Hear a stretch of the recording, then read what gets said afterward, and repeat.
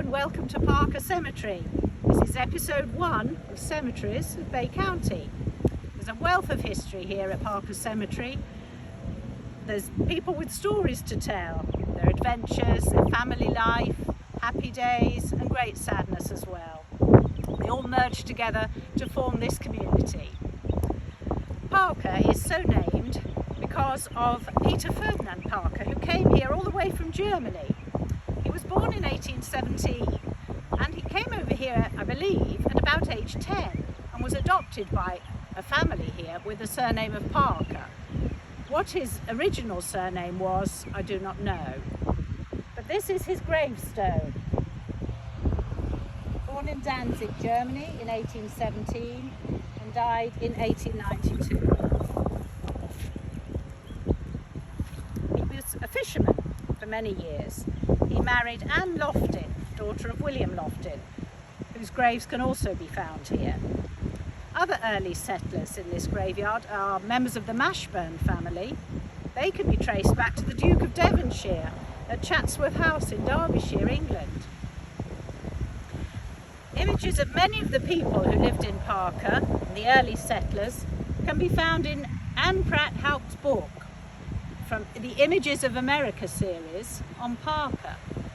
So if you have family names of Woodham, Pratt, Davis, Weeks, Pennington, Fox, Raffle, Robbins, Haupt, Carlson or others, it's definitely worth you buying this book from the Historical Society and coming to Parker Cemetery to have a look around.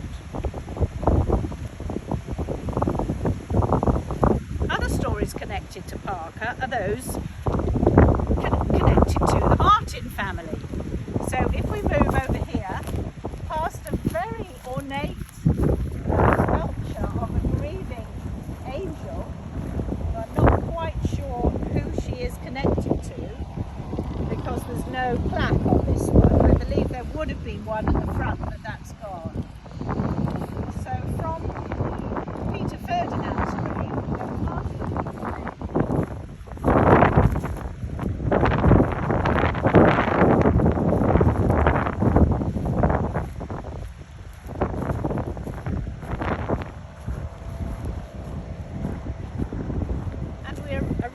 at the Martin plot, which is connected to the Martin house, which is connected to the stories of Mr. Martin killing his family and then himself. Not actually true. His daughters lived into their 90s. One was a teacher and one was a postmistress in the area. There was a tragedy though. Their son, whose stone is here, Andrew Lee Martin, who was only about 26 when he died. He died in a storm at sea when he was out on the boat, and a storm came up quickly and his body was found washed up on the beach a week or so later. So not without sadness and some ghost tales attached, but the Martin house wasn't the scene of a great tragedy. Again, if you want to find out more, my book can be found at the Visual Arts Centre in Panama City.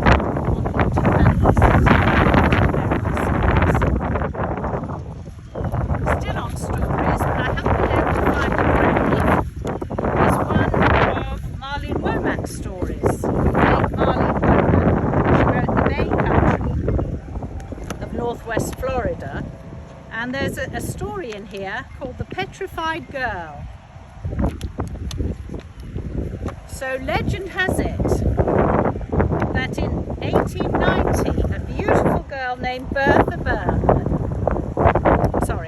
Brummagem taught school in a community on East Bay. She died suddenly. Her mother had her buried in their yard so she could always tend the grave.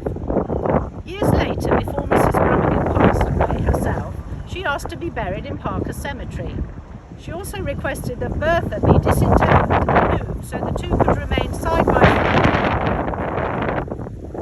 J.J. Coroner, the bricklayer at Sandy Creek, and others exhumed the remains of the young girl. As they lifted the dirt-encrusted casket, they were mystified by its weight.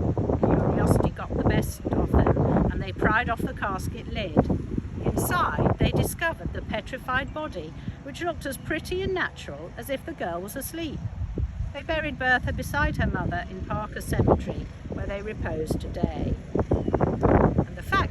cases, Bertha Brummagem died at the age of 24 on October the 15th, 1891. And barbers were experimenting with several types of fluid at that time.